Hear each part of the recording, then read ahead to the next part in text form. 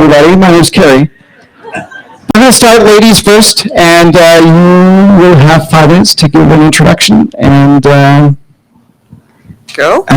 Okay, great. Well, thank you, everybody, for attending. I'm just amazed at this attendance. I'm happy to be here tonight with this debate, and I got to speak louder. And this is going to be a great time for you to learn more about myself, more about Arthur. Can you hear me? Yeah, everything's okay? A little more about it. Okay, and the independence movement. We will give you more time for this. Well, thank you. Absolutely. So, I've not always been a supporter of the independence movement. In fact, I haven't actually, up until about 8 months ago, given it too much thought. But I became aware of a solution that if we, as Albertans, were to hold a referendum on independence, that it would increase our leverage with our negotiations with Ottawa. We all know that Alberta has been fighting to get a fair electoral representation, fair equalization payment structure, less interference with matters within provincial jurisdiction, such as the production of our natural gas resources. And despite Ottawa always ignoring Alberta and implementing policies and regulations designed only to weaken Alberta, and as a result of the new attacks of the Albertans' rights and freedoms by Ottawa and the other legacy parties such as the NDP and the UCP, it is now necessary for Albertans to make a different political decision. A choice that is not about whether you're right or left-leaning, but a choice that is based in truth, values, and ethics. COVID-19 was a wake-up call for many of the world and in Alberta as well. Not only did all the governments find it justifiable to abrogate our rights and freedoms as set out in the Charter of Rights and Freedoms in the Alberta Bill of Rights, without any corroborating evidence, I might add, they have become institutions that treat us, you and me, as subjects rather than citizens. This gaslighting, lies, manipulation, and complete disregard for Albertans must end. So I practiced family law for the last 20 years, and I've spent the majority of my career helping families navigate challenging circumstances, and we're all here today facing very challenging circumstances. I'm also a mother to 2 children, 10 and 14, and they're here today, and I'm a stepmom to 2 children as well who are ages 11 and 12. And it would be an understatement for me to say that I am terrified for their future. I'm terrified that they could be forced to take a medical procedure against their will. I'm terrified every day that they go to public school that they will be manipulated into thinking that men can become women and women can become men. I'm terrified thinking that they will be forced to live in a society where the government or private business requires them to scan their arm or provide their digital ID to buy groceries or attend a concert, and may punish them should they not comply. In December 2020, I co-founded Lawyers for Truth, and in July 2021, I commenced a legal charter challenge against the Court of Queen's Bench of Alberta and the Provincial Court of Alberta for violating my inalienable rights and freedoms by requiring me to wear a mask and provide private healthcare information to a stranger, no less, as a condition of me entering a public courthouse in Calgary. I've shared the rally stage with Pastor Art on many occasions the past 2 years. After months of reading decisions from the judges that were not for the people, and rather agreeing with the government narrative that they were justified and breaching our chartered rights and freedoms, I decided that it was time to pivot and to seek a political solution. I realized that all levels of government, executive, legislative, and judicial, had failed us, and that we needed to change things for our children and our grandchildren. This is what led me to the Independence Party of Alberta, which advocates for a referendum on independence. But it's not only independence that I believe will bring this party more prosperity for Albertans. By electing an independence-focused government, and under my leadership, We will repeal laws that violate our rights and freedoms and enact laws that prevent employers and educational institutions from discriminating against anyone for any egregious reasons such as forced medical treatments or mandatory masking. I will hold an independent inquiry about the government's handling of the COVID-19 and hold those responsible both civilly and criminally. I will fire those in bureaucracy that have participated in this medical fraud and a lot more. I hope you enjoy the debate tonight. Thank you very much, Catherine. Pastor Art, you have 5 minutes now. I think we have a problem. Can you hear me well with that mic? Turn you up. You want to turn me up? You know what's going to happen. Well, I want to thank you so much for coming. I mean, first of all, it's a great privilege for me to be here in front of you and be able to share my heart with you, because I think that's what a politician was supposed to be, a servant of the people, for the people, and we've lost that. What really touched me already was that prayer. I mean, I'm thinking to myself, if this was UCP debate, we will have casualties already. There would be a number of dead people that we'll have to carry out, because that's something that we have not seen for a very long time. Elected people and people that want to be part of Albertans or Canadians' everyday life have been deprived of a simple concept of faith and believing in God. Since when it's somehow politically incorrect to pray?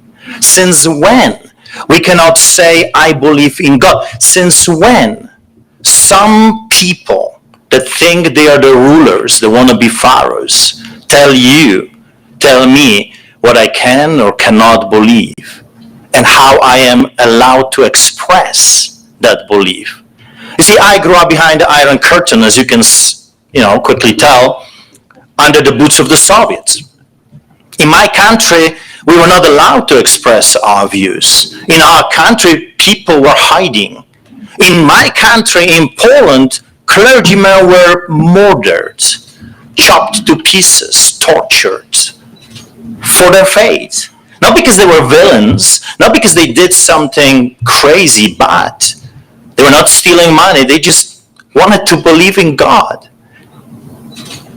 And I echo what you said about we're living in a society right now when our children are not being educated anymore, they're being indoctrinated.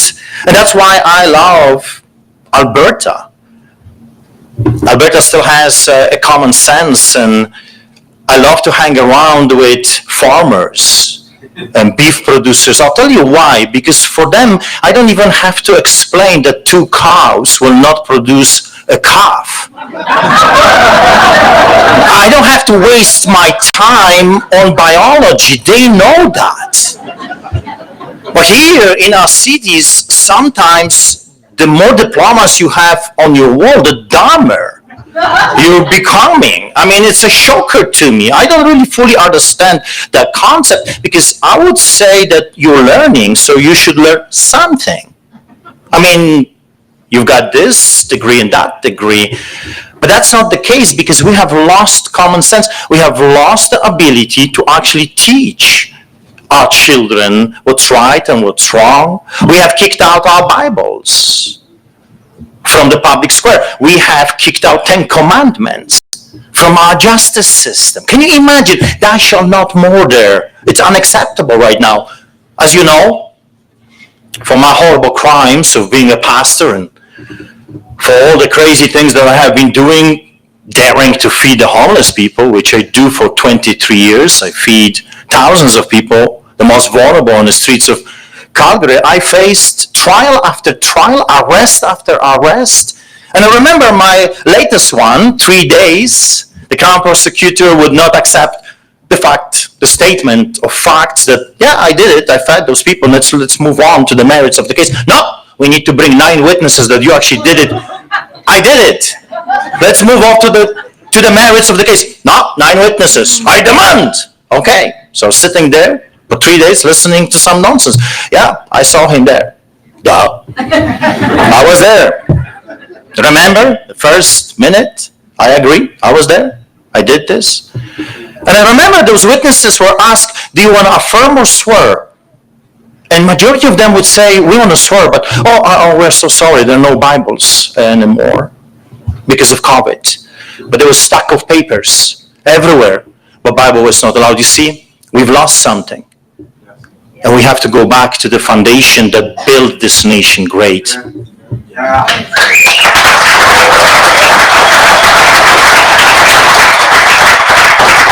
And I have an idea that I will not like you.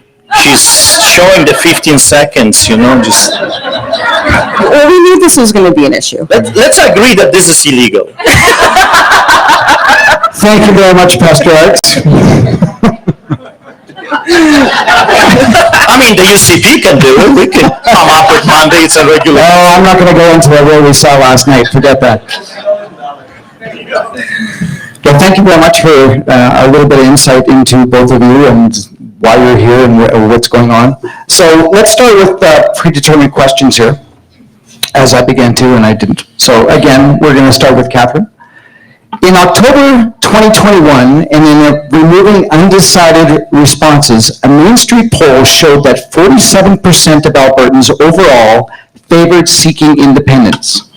A similar poll in February of 2021 showed 25% overall. With the undecided removed from the counting, a total of 53% of Albertans want to stay, while 40% want to strike out on their own.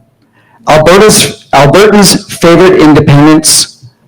February 2021 independence polling was at 25%.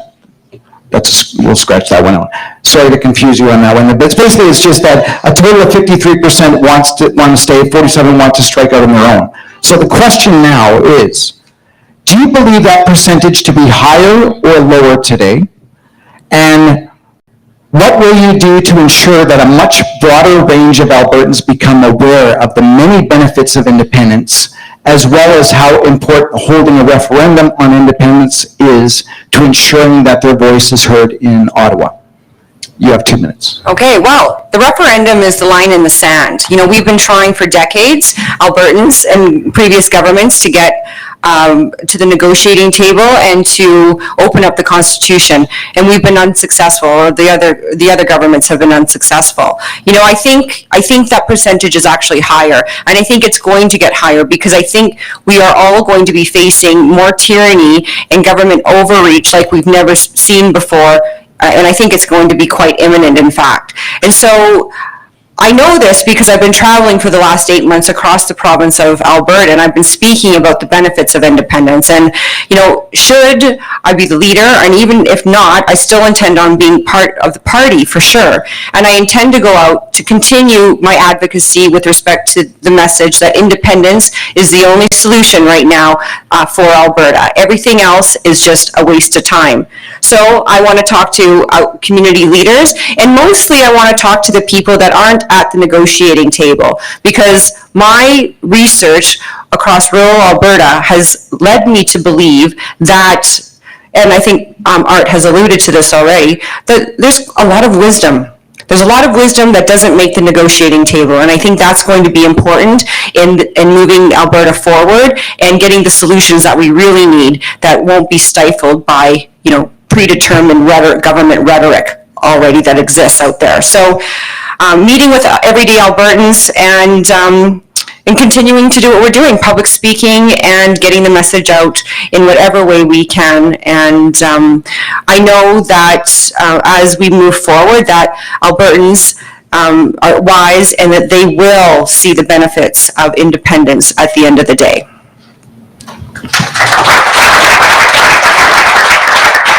Thank you, Catherine. So the same question to you, Pastor Ed, and just maybe ask as well as how important is holding a referendum on independence is to ensure that their voice is heard in Ottawa? Well, first of all, we have to ask ourselves a question: what is independence? If you really talk to an average person on the street, everyone wants to have his independence. I think what we have been observing for the past 3 years is fear, is terror. We have been terrorized. I mean, by the mainstream media, by the police, men in uniform. At every corner that we turn ourselves in, we have been terrorized. There's fear everywhere. People are afraid. They're afraid that what if we separate or if we gain our independence? Well, simple. Look at Quebec. They have their independence. We can have it as well. So if you talk to people and you explain to them, because they have been indoctrinated for a very long time, they will understand. Because deep inside, everyone wants to be free. Everyone wants to be blessed. Everyone wants to pass something beautiful to their children, and we have been robbed repeatedly. We are still being robbed by Ottawa. Everyone deep inside wants independence. We just have to explain to people what that really means. And referendum is a must. You have to give that voice back to the people. You have to. It can no longer be that few people dictate the rest of us how we are to live and how we are to die. That's unacceptable. That's not democracy. That's tyranny. Referendum is a must, and not just on the subject of independence. We need a referendum on key issues that affect all of us, and not just us, our children as well. Why just few people over there that could be bribed, I don't know, decide on the future of my children? No way. Who do you think you are? We need our voice back. Referendum will give us that voice, and we have to educate or unbrainwash them. Amen to that. Yeah, there's some brainwashing that needs to happening, but reverse.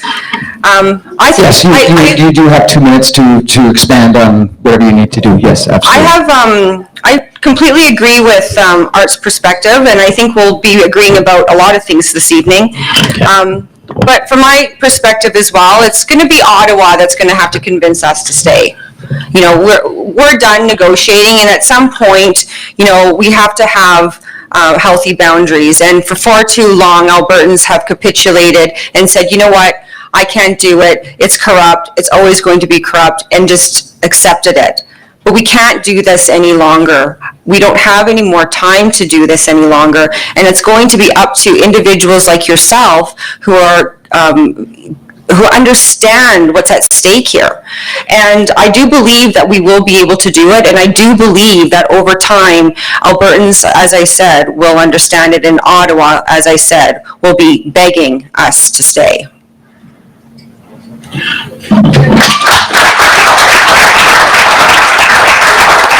Thank you.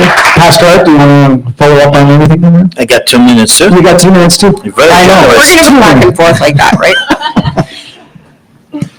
Yeah, I agree that we need some brainwashing the right way as well. We have to educate people, and the time for sitting down at the table and negotiating, I think we passed that. We've tried it for 40, 50 years, and look at us today. The federal government hates us. It shows us at every corner that they do. They don't value us. It's like a battered woman that has been raped repeatedly over and over again, and the husband comes home and steals everything, and then she has to take care of her children on her own. That's Ottawa and Alberta. We have been doing this for a very long time, and look at us today. Sometimes there must be a time when you say enough is enough, and who is going to do it? You need strong voice. You need a warrior type of a character that will say to those devils, enough is enough, not an inch.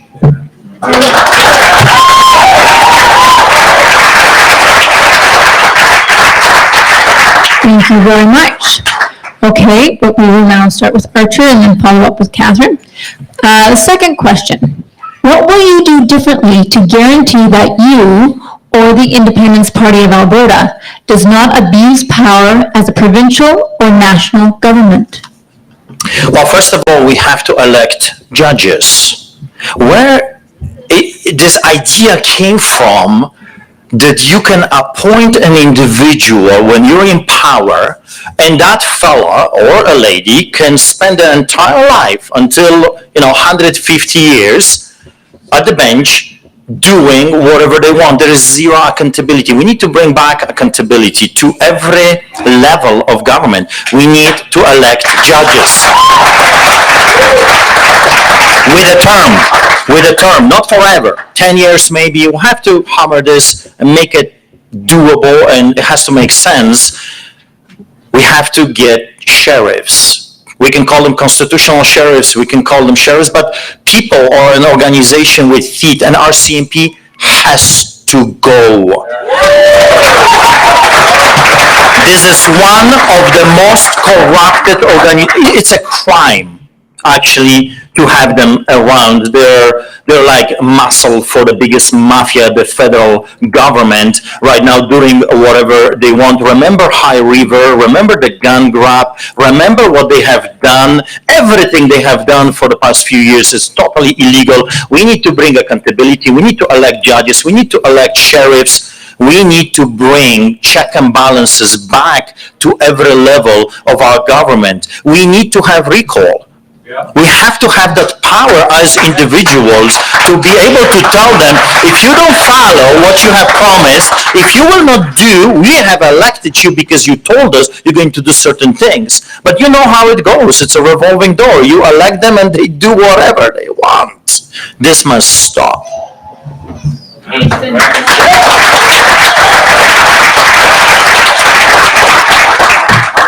Well, I happen to agree. I think judges need to be elected as well. I'm very disgusted with my profession as a lawyer, which this is kind of what drove me into politics. But I want to let you know that we've been developing policies with the Independence Party right now, and we've put forward some really great policies.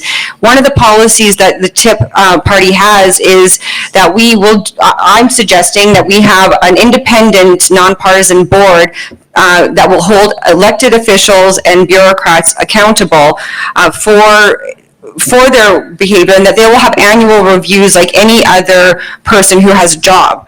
And I think that's important, that these people are always on their toes, and if they misstep, then we get rid of them. We fire them and get rid of them. You know,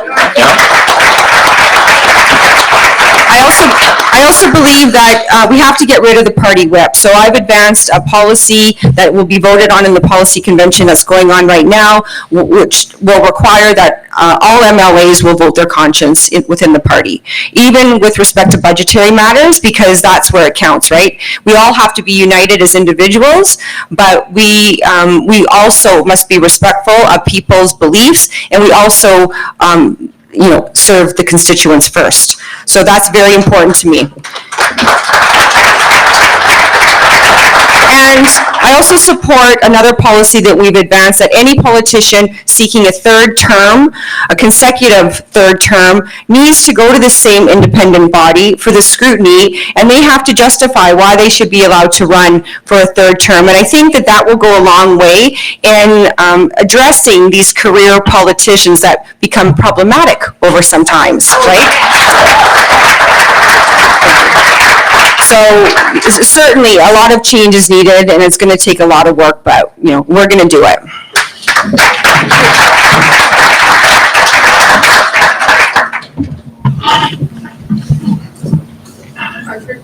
Would you like to rebuttal that, or your mix more I'll comments? say amen to that. Amen. Catherine, would you like to rebuttal that? Hallelujah. I have a feeling that we're going to agree on a lot of I things. think we will, absolutely we will. All right, well, that's great. So we're going to go back to Catherine here.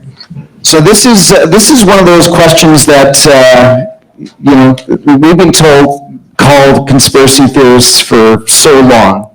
And, but we're actually seeing a lot of this come into play. So currently, in the state of Victoria, in Australia, citizens are required to use digital IDs to enter public buildings and private shops. This UNWEF, World Economic Forum, global agenda is being implemented by Canadian provincial and federal governments. The federal government recently demonstrated what life would be like when the government seized assets and bank accounts of citizens they do not feel are complying.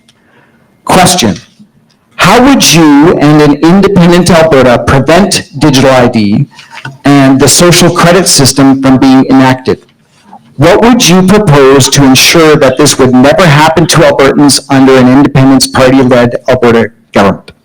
Well, the short answer is that we have to create legislation to prevent it from never happening, and then have stringent enforcement and penalties for people, governments, and private businesses even, that go ahead and implement something like that. You know, I really believe that we have no freedom without privacy, and so, you know, we can't even stop regular privacy breaches and fraud breaches right now. And what makes us think that our governments, who have been tyrannizing us for the past, well, at least 2 years, more openly at least, that they should be trusted to implement something like this? You know, this is something that requires a government who's responsible to have a conversation with its citizens, because this is an ethical issue. I mean, this truly is an ethical issue, and I don't see anywhere anybody concerned about that in that sphere, in the current sphere of elected officials. And so we need to have this debate in society. I'm all for technology, but I'm not all for microchipping myself to get into a grocery store, and I don't want the government monitoring my purchases and chastising me, or worse, for giving $20 to the truckers. Yeah. You know, the government, when Trudeau invoked the Emergencies Act, they abrogated their rights. They did not do what they were told, of course, and everybody seems to let them get away with it. But, you know, I really think it's going to be important in the new Alberta, with a new constitution for Alberta, that Section 1 of the Charter needs to be eliminated. That was the Trojan horse that allowed government to come between people, a person, and God, and that has to stop.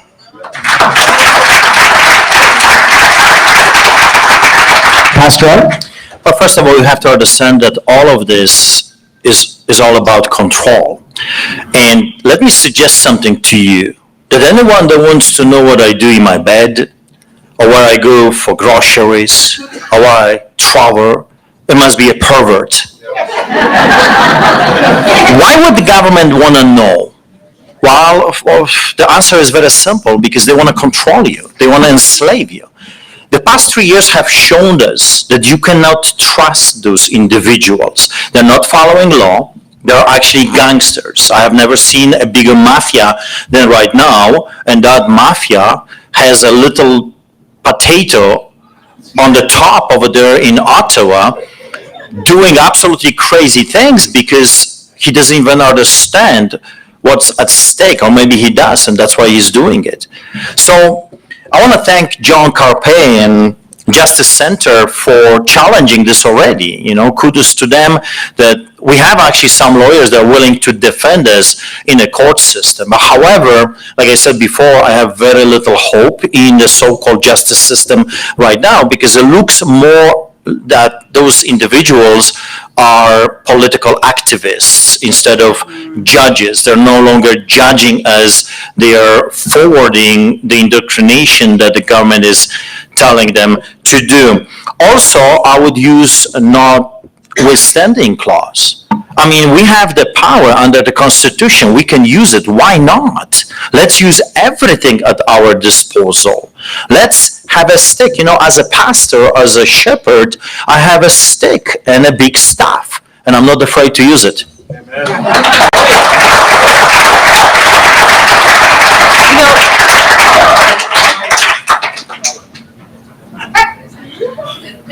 There you go. Gotta wait for it to turn green. Can I just tweak that question just a little bit? So here we are talking about within Alberta, and we can prevent things from happening.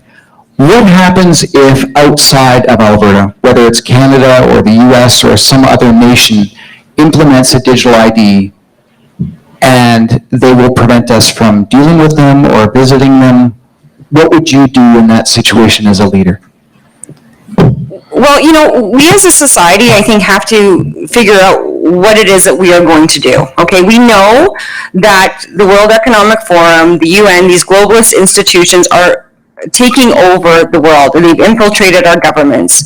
And so I think we have to decide whether or not we want to even do business with people who would do something like that. I mean, there's nothing wrong with having values and a benchmark by which that we govern ourselves and that we adhere to. I mean, I think we can all agree thou shalt not kill is a pretty good thing, right? And so what I've seen happening is that everything has become inverted, right? We are purportedly a Christian society. We purportedly believe in God. In fact, our laws, our Constitution is founded on principles that recognize the supremacy of God. But I can tell you, for one, that I haven't taken a course in law school about what the heck that means. And do our laws makers actually cross-reference, and I say do the God sniff test with respect to this issue? Do our laws meet that threshold? You know, we have to, I think, level up as a society. We have strayed from our roots.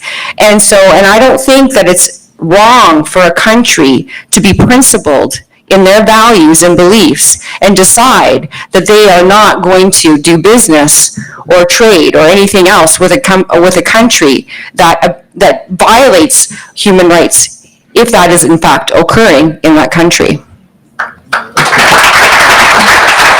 Pascal, the same question?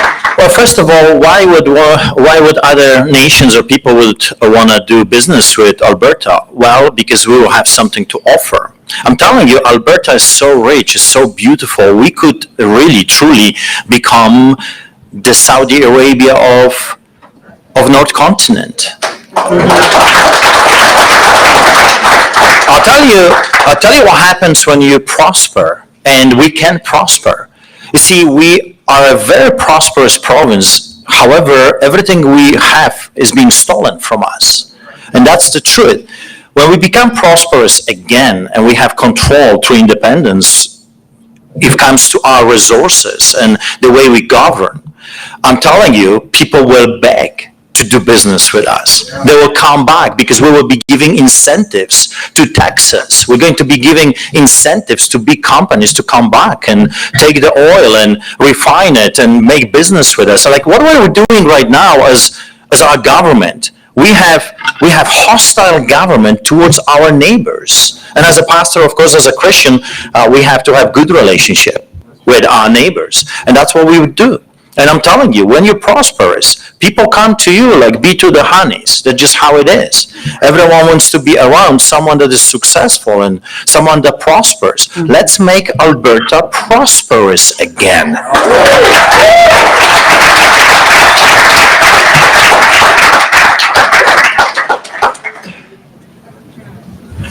Okay, thank you very much.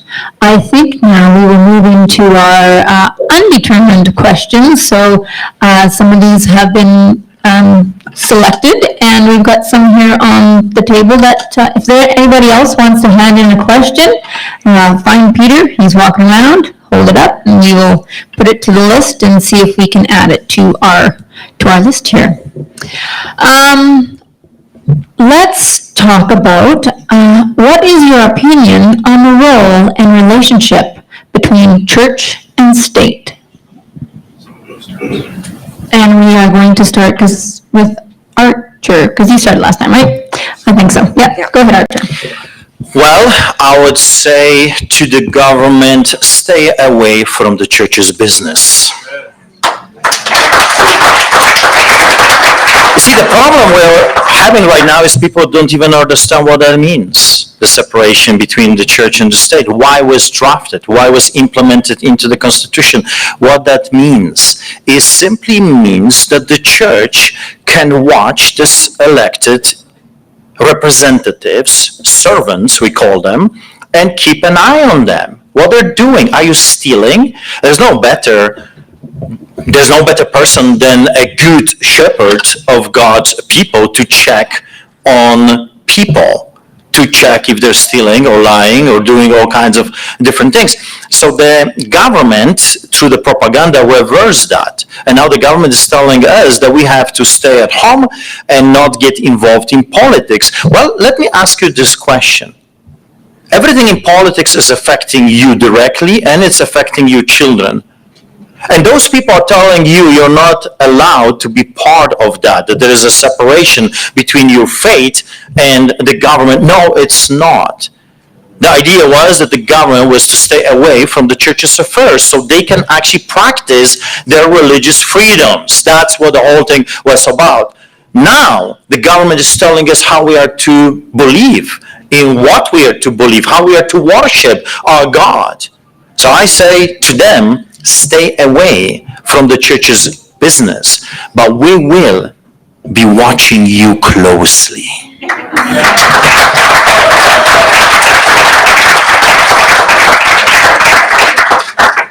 Yeah, I agree with that. That it's government has to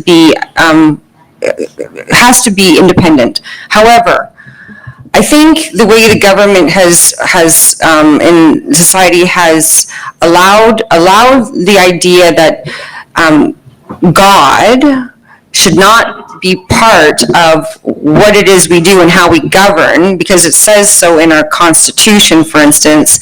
I think that perhaps people have assumed that because there's this widely accepted notion of separation of church and state, that you can't actually work together and merge them, and because there is a synergy there. And I think that, in fact, is why we're in the state that we're in. See, everything has been inverted.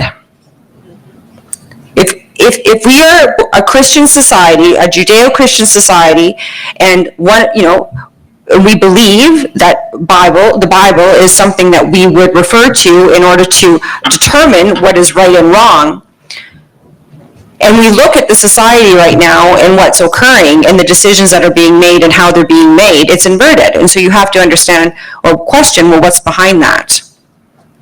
This is bigger than us, I would submit. And so I think we need to make it clear, you can have government out of church. You need to have God in government.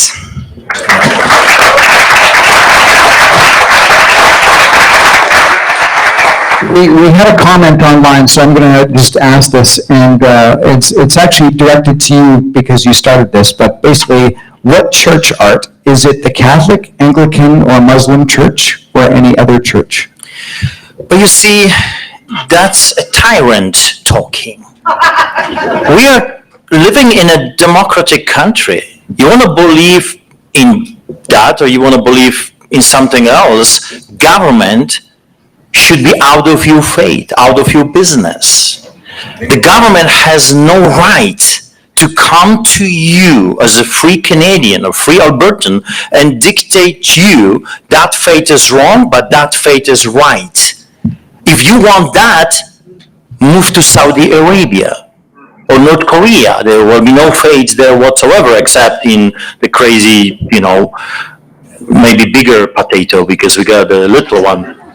So the thing is, I agree with you, the Charter of Rights and Freedom starts with the preamble, whereas Canada acknowledges the supremacy of God and the rule of law. But even if we were a secular society, still, do you know that the moment you right to worship your God, so freedom of religion goes, do you know, historically speaking, every other right disappears? Do you know that?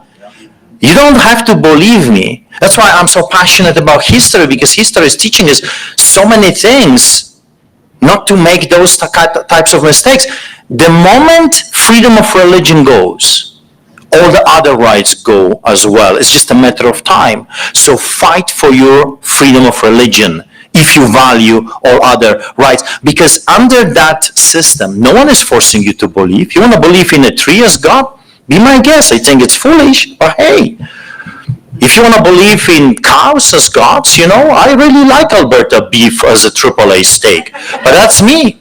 But I'm not going to hurt anybody else for, having a different opinion. That's it. Well, exactly. I mean, part of what I believe is that you're free to believe whatever you want, and that's what I grew up believing anyway. I mean, I think that's what many Canadians grew up believing, and so, but I do think that we have to have this conversation and understand as a society, we have to have a basic foundation of where our values are and where we derive them from. Otherwise, you have a situation where men become women and women become men. So at some point, we as a society have to determine the values. And so I don't think there's anything wrong with having like a benchmark or a way to determine what those might be. But certainly, you have the right, in my opinion, to believe what you want to believe, and that should remain your right always. I mean, we're told right now that what we are to believe. We are told what we are to say. We're censored if we say it. We're canceled if we say it. We're vilified. We're fined. We're thrown in jail. This type of behavior is so obvious as the mask on your face. That's right.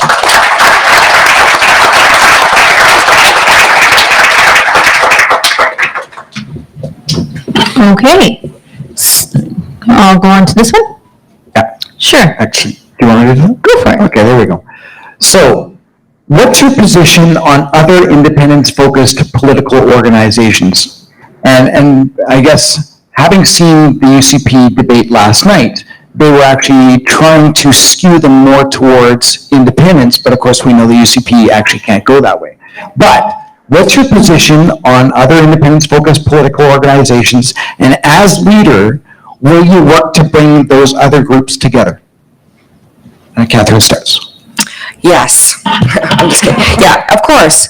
I think right now, the independence movement, I think people are waking up to this, right? And I understand that there are other independence-minded organizations. One I know for sure, Alberta Advantage, has built in their constitution a no merger clause. And WIPA, the Wild Rose Independence Party, well, I think they're struggling a little bit right now from what I can tell and what occurred. Rob Anders is agreeing with me. So anyway, but look we do need to come together. We, as individuals, we do need to come together. And I happen to know that the Independence Party of Alberta Leadership Board has made many attempts to do this over the last year for sure. And more specifically in May, a letter was sent to the Wild Rose Independence Party offering us to all come together. And what the Independence Party at that time required were three things. One, a commitment to hold the referendum question within a year of forming government, because we believe if we are elected as forming the majority of the government, that we have the moral authority to go ahead and hold that referendum. We don't have to wait for a couple of years like some other people are suggesting. The second thing that we wanted was to elect a new board. The third thing we wanted was to elect a new leader. And I think those are all three reasonable requests when you're merging parties together.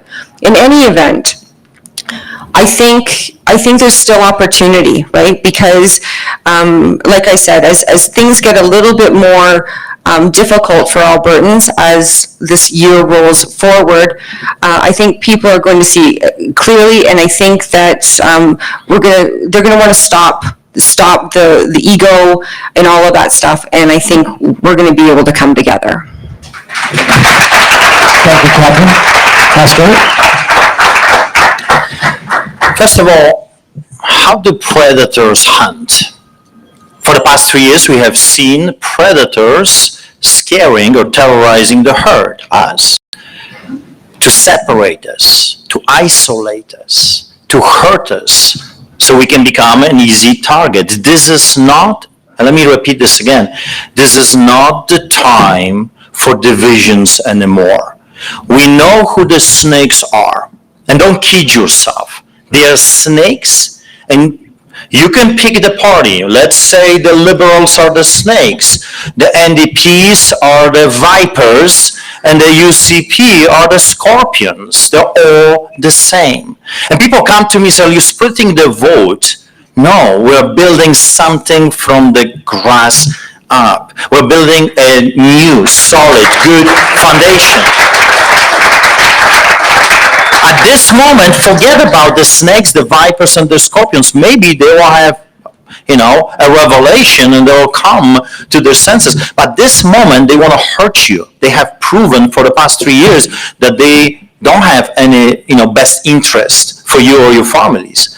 They're predators. And they're using their power, their ability to hurt, not to build, not to bless. So this is a time when we have to come together and say, I don't have to like you.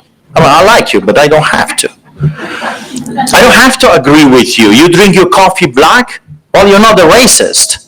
And when I drink my coffee white, I'm not a racist either.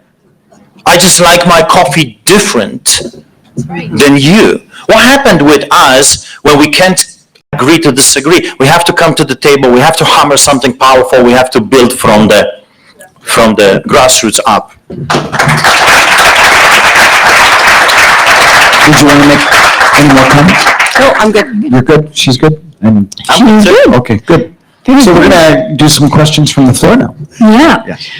Here's an interesting one. How are you going to hold the media responsible for investigating and reporting the truth?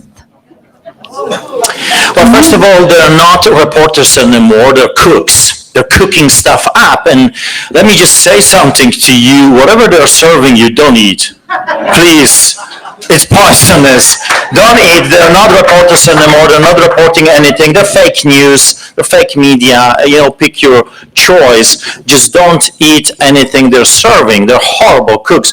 So what you need to do, you need to bring alternative. You have to give a platform. And I really like what happened in the United States of America, where the president was having his own platform, telling from the beginning of the media scrum, to the end, letting people ask the questions, and he broadcasted that for the people that were interested in the truth, because we're dealing with some that don't care. You can give them the truth, but they refuse to eat.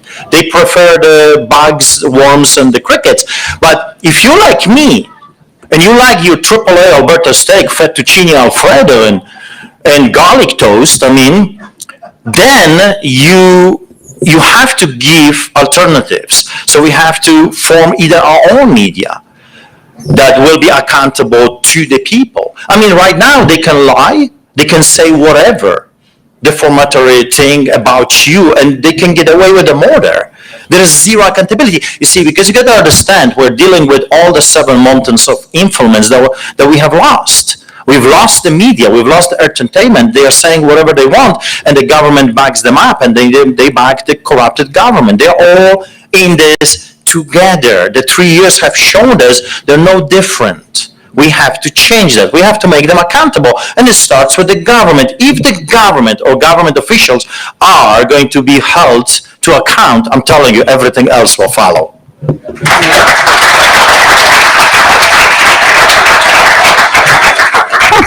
Yeah, I agree with that. And I think we really just have to keep pounding the message. First of all, we have to cut funding wherever possible to the extent we're able to, right? But we do have to develop our own sources. And the alternative news is growing at a rapid race. That's where I get almost all of my stuff from these days, and have for a long, long time.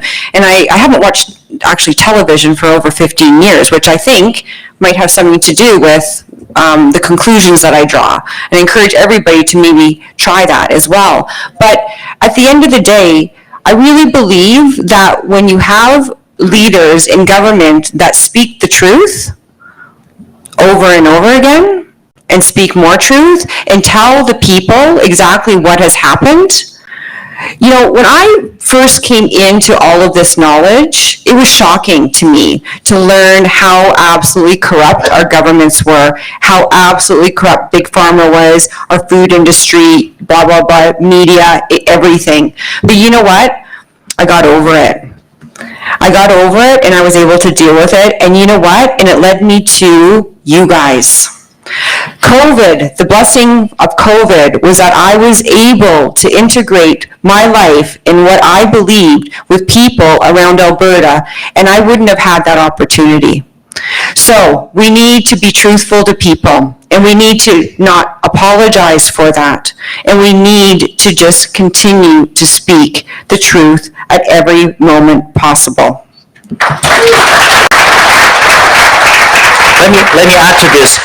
we need accountability, and there has to be some form of penalty when there is a willful propaganda, because that's what we have been observing in the past few years. In a sense, I agree with you that the COVID lie was a blessing, because for the past 3 years they were doing everything in their power to mask us up, but at the same time they took their masks down. Now we know who is who in the zoo. Now we know the villains. We can connect the dots. We can see their faces. And there has to be accountability. When a media outlet willfully lies about you, there must be some way to penalize this. I mean, if they do an honest mistake, of course, we are against, censorship. I mean, we are censored left and right. That's the domain for little potato Justin Trudeau Castro. But for us, we don't want to do the same thing. We want to give people their right to express themselves, even if they believe differently. However, if they willfully lie, if they promote lie that hurts other people, well, I have a problem with that. And I couldn't agree more. And I think that one of the things that I've already talked about with doing the COVID independent inquiry, a really thorough analysis exactly who did what and to what extent, these people will be held criminally and civilly liable on some level. Because we cannot, as a society, move on. We cannot heal as a society unless we hold these people accountable. Right? That's so right. They have to be held accountable.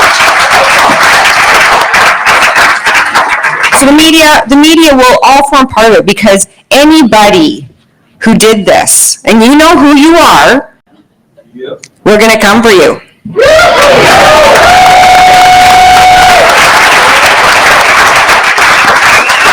So I have a question from the floor, and it's definitely a question you won't hear on Global or CTV or any other mainstream media. What will you do for vaccine-injured people who are being denied compensation or treatments, and for non-vaxxed being denied treatments? Catherine. Well, first of all, it just absolutely breaks my heart that this is actually occurring. And, there's always a part of me that's thinking, I don't want to be right about this. I don't want to be right. I don't want to believe ultimately that this could actually be occurring. But I think, ultimately we need to help these people, and we need to have the compassion. We need to provide them with the resources. And if initially government has to do that, we need to be that support for these people. However, the people who did this need to pay for that. Right? You don't, as Big Pharma, get to have a clause in all of these government, clauses in contracts that keep you, what's the word? Safe from liability, immune from liabilities. Thank you. Somebody's mouthing the words for me. Immune from liability. You don't get that if you've committed fraud.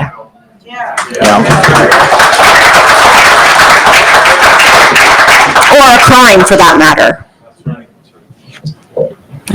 Recompensation is a must. I mean, we can't expect people to move on with their lives if they're not able to move on with their lives.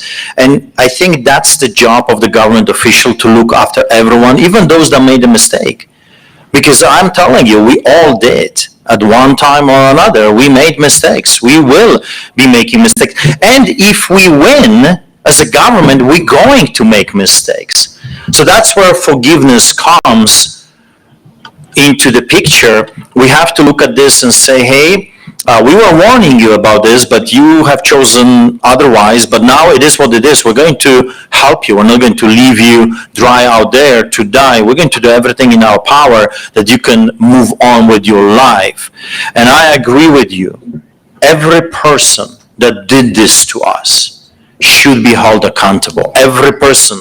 I mean, the Nuremberg trial, the beautiful thing about Nuremberg trial, and they understood that they cannot just take, 100,000 Nazis and charge them. That was impossible. But they have chosen the main characters that they could find. We have main characters that we can go after. Jason Kenney, the traitor of Alberta. That's the first one. Travis Taves, that snake that was part of the hypocrisy in the Sky Palace. By the way, if I was ever to be elected as your representative, I would turn the Sky Palace symbol of tyranny into art gallery. How about a library? Give it back to the Real people. history. Library for real history. You know, give it back to the people. Let the kids come up and enjoy that, because you see, here is the problem that we are witnessing right now. Those people, they truly think they're the pharaohs and you are the slaves. And that has to change. It always was. You know why we call them ministers? Because they were supposed to serve people. I got the red card, so I had to stop. She scares me. It's scary. No? She starts? I'm surprised we're following that rule, actually. We have 4 more debates. Who knows where it's going to go? That's right. All right. We have another question from the floor here. And Archer, you'll be the first one to answer this. Do you have a plan to include Alberta people in decisions that affect them, other than control from the top? Referendums. Let's give back direct democracy back to the people. Let them make those decisions. Why we have this idea right now in the 21st century that a few elected officials have to make all those tough decisions that affect the rest of us? How about we do referendum once a year on key topics? Why not? I mean, what is stopping us from giving back the voice back to the people that are being affected by those laws? It's beyond me. I don't understand. A few people have been literally murdering us for the past 3 years, and there was nothing we could do about it. That must change. So direct democracy, also town halls. When was the last time you could see the Premier of Alberta? My goodness, lying on TV or cooking with the cooks, something else.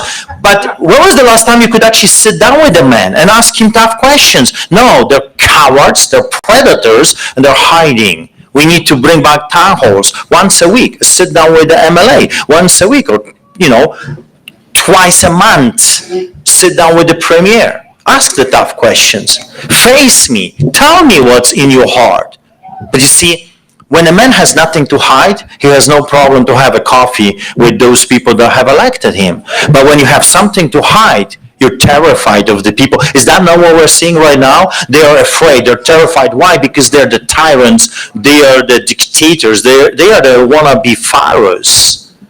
And that must change. And we can change that. You can change that. Well, again, I agree. And I agree with that. But, I think what I'm hoping for is that we're going to create a society where the responsibility is actually not the government's for much of quite anything, right? Like, I think we're over-regulated and all the rest of it, but I think that we need everybody, all the individuals here, to take back their responsibility.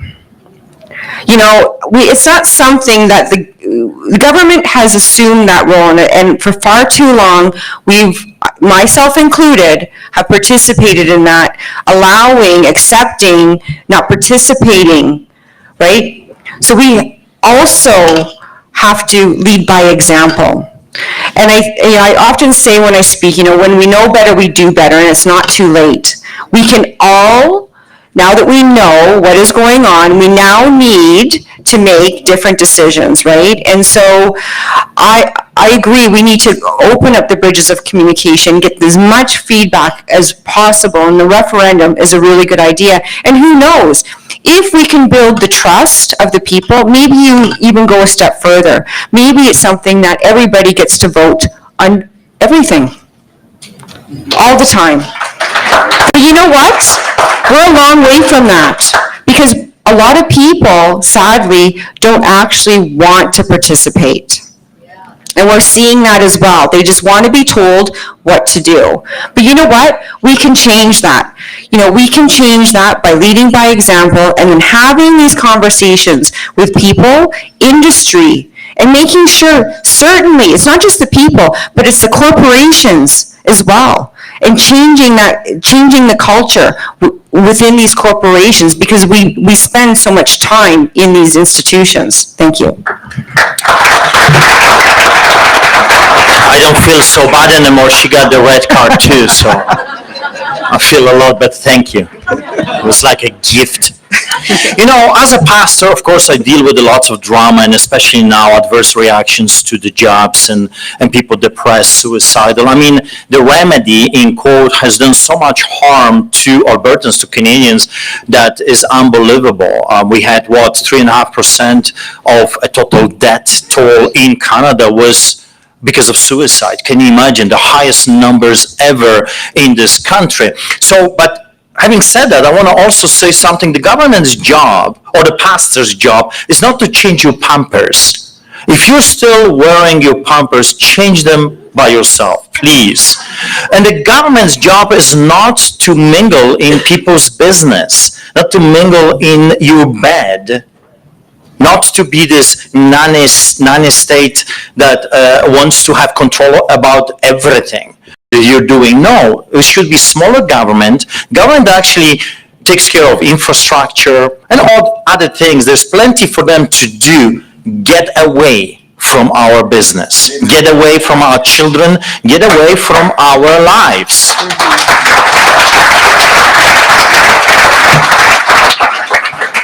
We are adults. I can govern myself. Yeah. Accordingly. Most of the time. Depends who you're talking to. If you're talking to Crown Prosecutor, well, he will have a different opinion. Yeah. I'm good. All right, so we're going to ask a question about healthcare. How would you deal with the current healthcare system under an Independence Party-led Alberta? What would you remove, or what would you add, Catherine? Well, I'm not an expert in healthcare, but I certainly know that, when we need to do something, and it's going to start with getting rid of all the top-end bureaucracy that has caused this crap. Like, first of all, that has to go, and we need AHS, for instance. We need to sever that tie with the World Health Organization immediately.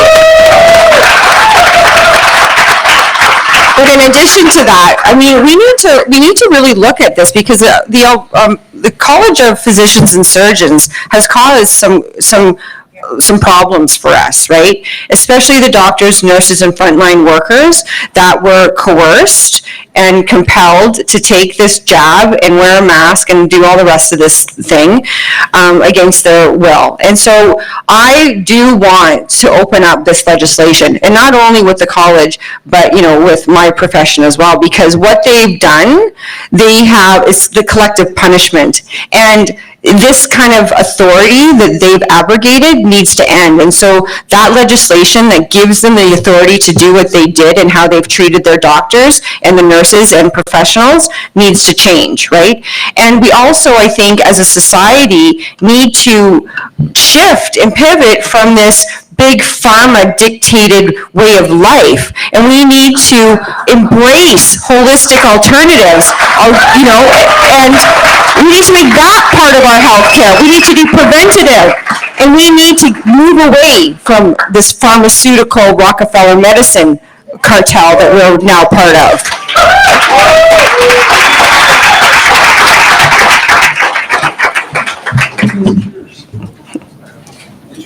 Well, first of all, we have to acknowledge that the unions have failed our frontline workers. Police officers have been betrayed by the unions. Healthcare workers, firefighters have been betrayed by the people that swore to protect them. While the accountability has to come back. Also, what we're doing right now with our healthcare system is not a system of prevention, but it's the biggest drug push I have ever seen in my life, and I deal with drug dealers on the streets for many years.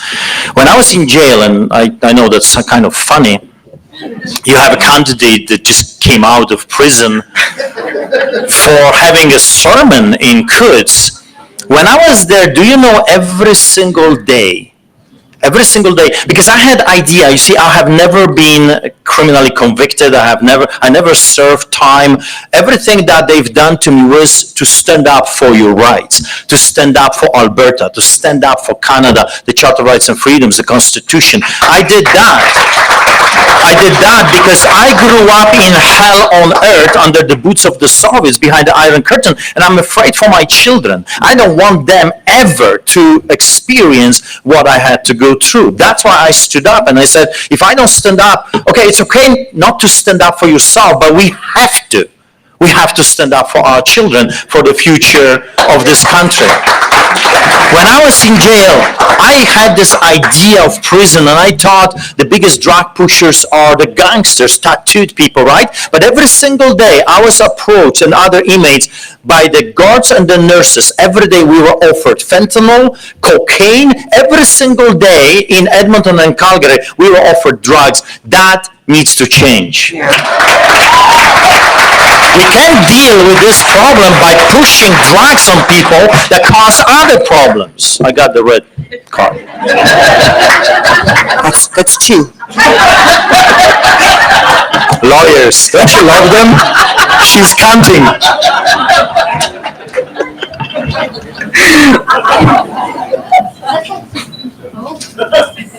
Okay, I got the green. So here we go.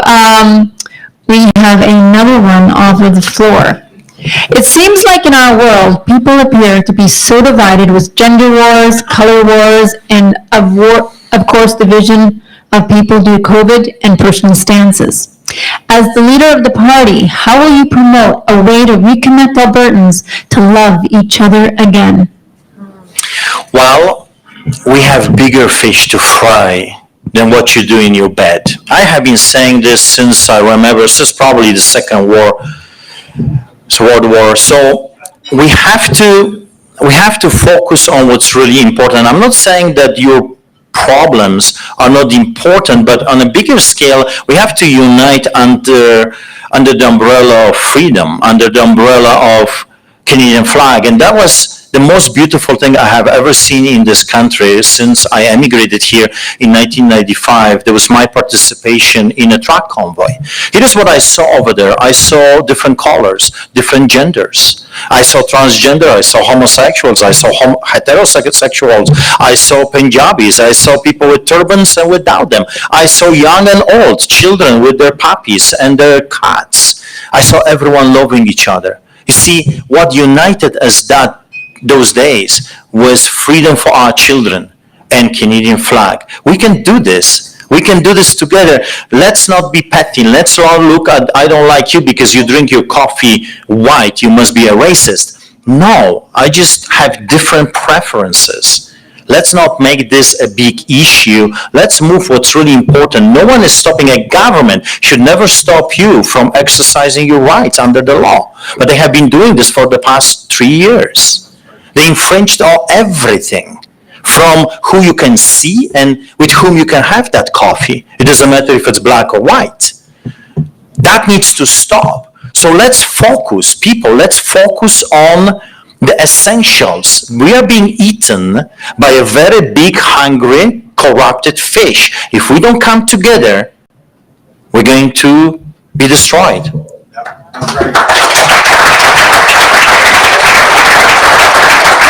Well, you know, this plan to divide people is a plan, right? And so if you're gay or straight, you're black or white, you're male, female, or whatever you might be,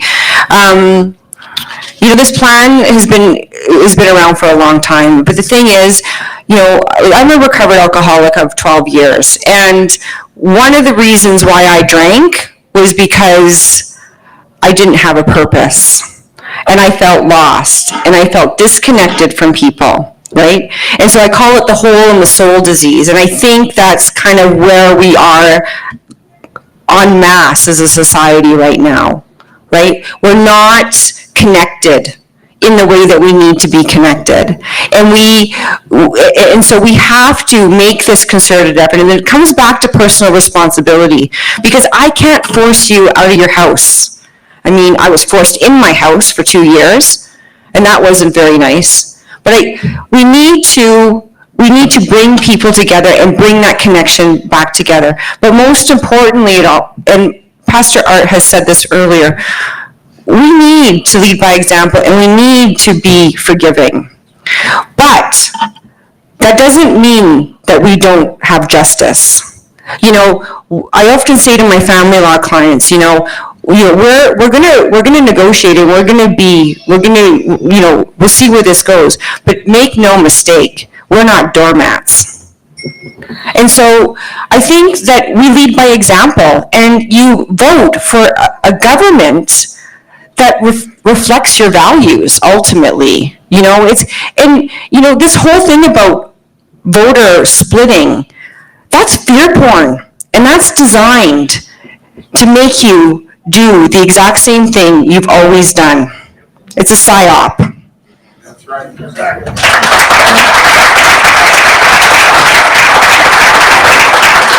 I was very hopeful. I saw the red card almost coming, and you stopped.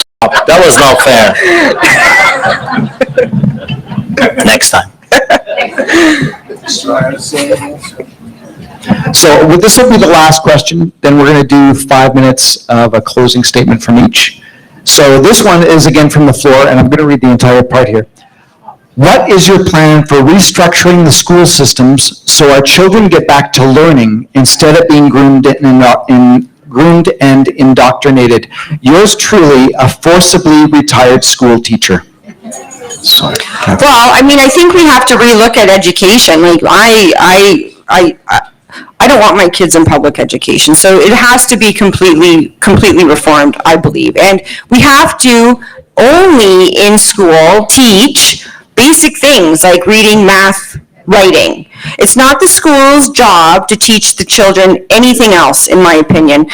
Yeah. None of this stuff that is being taught right now about puberty blockers and all the rest of it, secret societies for people under the guise that the parents aren't getting it. We need to restore parental rights, but also we need to support families who want to do things and have an alternative way of learning. School is our institutions are a method of indoctrination. That's all they are. Standardized testing, all of it. And so we need to be open to different systems, homeschooling, pod learning, and this is happening right now. I know people in communities, a good friend of mine, a lawyer, hired a teacher, started up her own school, like Little House on the Prairie, grades 1 to 12, and taught school. That's the kind of stuff that we need to get back to. And we need to give these children real life experience. I need to learn how to can. I do. We all need to learn how to can. So we need to have a different approach in how we do it. But make no mistake, this is all a plan. This is all done by design. But with an independence-minded government, things can be so much different. That's right. Well, I don't know about the can. I just spent 50 days in the can. That doesn't resonate with me at this moment. Maybe in the future. Well, this winter. Education, that's an excellent question. It's a beautiful question because it's on my heart since I have children, which I have 3. And I remember my older son, Nathaniel, went to a public school because it was across the house, convenient way of just dropping the kids and not having to spend time to drive, back and forth. And he didn't last there for a very long time because I pulled out the Pulaski thing. And what I did when they started to indoctrinate him and not teaching him anything, just indoctrination after indoctrination, I yelled, I screamed, and I took him to a private school, which was hurting me at the time because it was very expensive and I could not afford. So I had to remortgage my house just to keep him there because I was afraid that instead of teaching him history and biology, real biology, right? Like cow and a bull, the common stuff, right? Common sense stuff that you can't have children by having two calves. It's not going to happen. A real biology and teaching real skill. My son, I have 3 children in the school system. They all went to a private school, a Christian private school, because in a public school, they were not teaching them anything of value. It was just indoctrination over and over again. So when I spent 4 months last year in the United States, I didn't just cruise around. I wanted to learn from Americans. You can learn a lot from your neighbors, believe me. That's why we need a good relationship with our neighbors. And they have homeschooling, and it works beautifully. And the parents have say what the children are learning. I'm going to get a red card again, so I have to stop.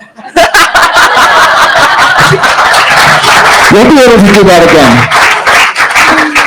Did you want to add anything? No, I think we've. So you want to give him another 2 minutes? Is that what you want? Sure. Here's what Go ahead. 2 hours later. So here's what I saw. It was incredible. They turned their churches into schools during the week. And that always bothered me. Why do we have such a huge, amazing facilities in our country and they're not being used for a whole week? Empty space. And I'm thinking, that's brilliant. Here in Alberta, we have the best teachers we can possibly have. Those are the teachers that lost their jobs because they were not willing to bow to tyranny. Let's hire them. Let them, the real teachers, teach our children science, mathematics, history, biology. I'm telling you, Hitler said those words. If you want the future, you have to indoctrinate the children. They went after the children. I grew up in a country where we were taught as children to call Stalin Dedushka Stalin, which in Russian means Grandpa Stalin. And then they said he was the savior of Europe. We were being indoctrinated at every corner. The history, everything was just indoctrination after indoctrination. So I know how that tastes. And I always wanted my children and your children to learn real stuff that will actually be useful when they grow up. How to open a bank account. Our children do not know how to open a bank account because they are not teaching them even those simple things in school. That needs to change. I got saved. Okay, we will have our closing remarks now. So you have 5 minutes. You'll start, Pastor Archer, because, Catherine started last time with the opening remarks. So, go ahead. Well, you might say to yourself, why would you vote for a man like me? For the past 23 years, I put my boots to the ground. Since 1999, I started to feed the poor because I realized that just going to a church will not cut it. Just talking about love is not just words, love is deeds. You have to put your money where your mouth is.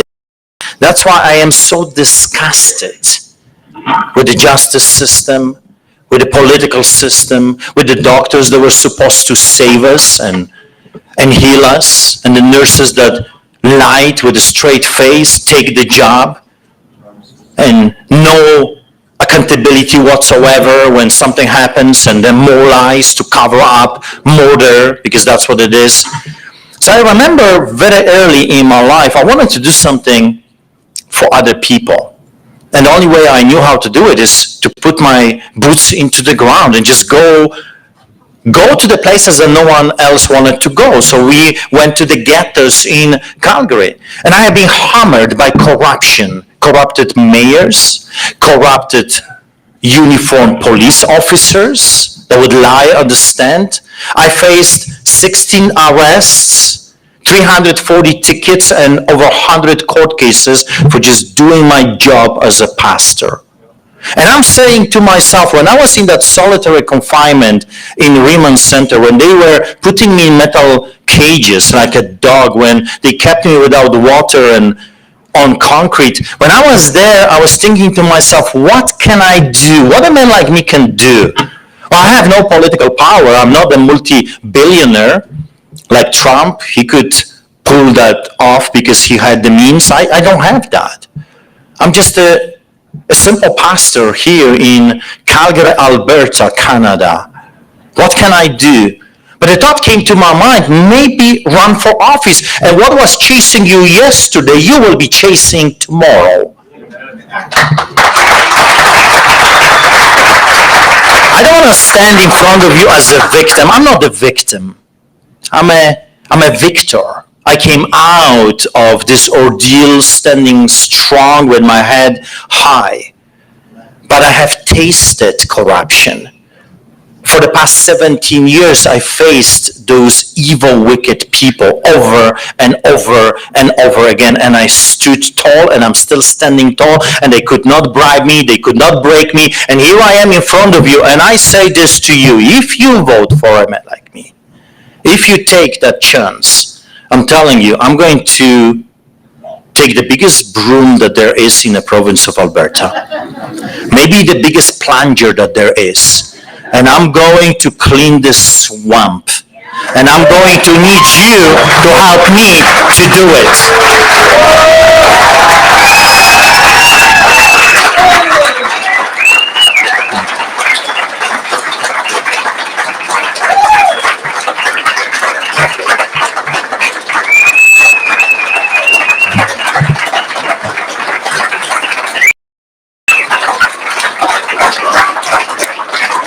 I don't know if I am to say thank you or you have robbed me from time. Do I have still some time or no? That's it. Standing ovation stolen. So here am I standing in front of you, and I'm not going to pretend I am a professional politician. Far from it. And if I ever become a professional politician, come and kick me in the butt. I don't want to be one. I'm not looking for a career. I love to be a pastor. I love to feed people. I just wanted to be left alone, but they would not leave me alone. So if that's the case, you have enraged a very, very angry lion. And I'm coming after them. Thank you. Catherine? Well, thank you. Yeah, I've thoroughly enjoyed this evening, and one of the things that I've really also enjoyed has been the touring around that I've done, and I spoke about it a little bit earlier, and the people that I've met, because I want you to know that you're not alone. And you need to understand that, right? And I think what we're demonstrating here today is that we truly are capable of doing things differently. You have two individuals here that are able to joke in a debate. We have two people here that believe fundamentally in many of the same things, right? But at the end of the day, this person has to lead Alberta, right? And so ultimately, the decision is going to be hard, I think. Because when people understand, and they've followed myself as well and Pastor Art, they know the advocacy that we've been doing. They know that we've been, speaking at these rallies. They know, they've seen me, just as they've seen Pastor Art. But I think what we need to do as Albertans is we have this, dare I say, and I don't want to say, and I don't say it disparagingly, a little bit of an echo chamber here, right? We have people who have believed this and understand it in their bones, and that's likely why you're here today. But we need to reach all of Alberta. So how are we going to do that? We need to have a leader in this position in the next Alberta, in a new Alberta, that understands what it means to read this legislation and to make a new constitution. And we need a leader who understands that we need to be able to reach many, many, many people, right? Because we have a big job to do right now. It's not about just preaching to the choir. It's about reaching Albertans and making them, bringing them along and getting them to understand that they will truly be better off in a new Alberta. They will have more money in their jeans day one. You know, when we stop paying federal income tax, just think about that with respect to your paycheck right now. Just think about that. Half of my paycheck goes to the federal government right off the top. Just think about what that will look for you.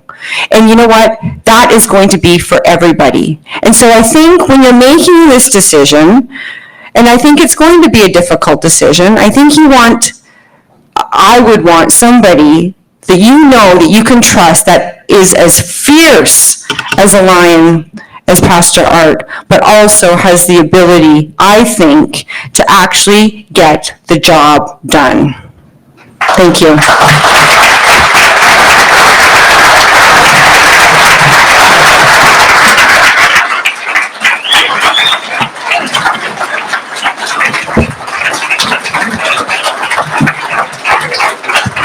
Small, amazing candidates. We got some lions here. I think this is like a Kodak moment here, I think. Look You at guys this. can hold down. We've got 4-foot banners and we've got 6-foot banners, folks. Here we go. Yeah, a little bit of a plug, we are selling those. Yes, we are. So, those banners are 50 and we got even bigger, longer ones for 75. And all the proceeds go into the Independence Party because we have more to buy. And we want to spread the word all across Alberta. Thank you, everyone. So, Just to wrap things up quickly. that's right. One more big applause for our wonderful candidates. Captain Clocher, Arthur Pulowski. Thank you. Okay. Now, and thank you guys for joining us this evening. And for partaking in this wonderful event, for creating a new future for Alberta's answer, the Independence Party. And please, reminder, get your memberships if you haven't already. They are $20 Peter's for got 3 years. Peter's got- Come talk to Peter or at the back table. Show other Albertans that you are part of this movement and do it with a membership. And tomorrow, we will be in Olds at 3 p.m. At the Pomeroy Inn. And I believe we will also be live streaming that event also. So tell your friends, tell your neighbors. And with the provincial election coming up in the spring of 2023. That's only 9 months away, people. That is not far, so we need to spread this message long and far. And we want you to help us grow and get that message out to every So Albertan. you guys are amazing just being here. We know you guys could be doing other stuff. We talked to even Peter, who's supposed to be harvesting right now, and he's here, so clap for Peter. Peter's from Northern Alberta. He's from, yeah, absolutely, up in the creek. So, yeah, plant the seeds for other Albertans and let people know that you were here. Don't be afraid to tell people that, right? And if you think you're not a leader, the fact that you're sitting in these seats and watching this online or even recording it, no, you are the true leaders in the province, and it's you who will ultimately create the change that we need in this province or country, if you know what I mean. So thank you very much. Thank you, Dana. Thank you.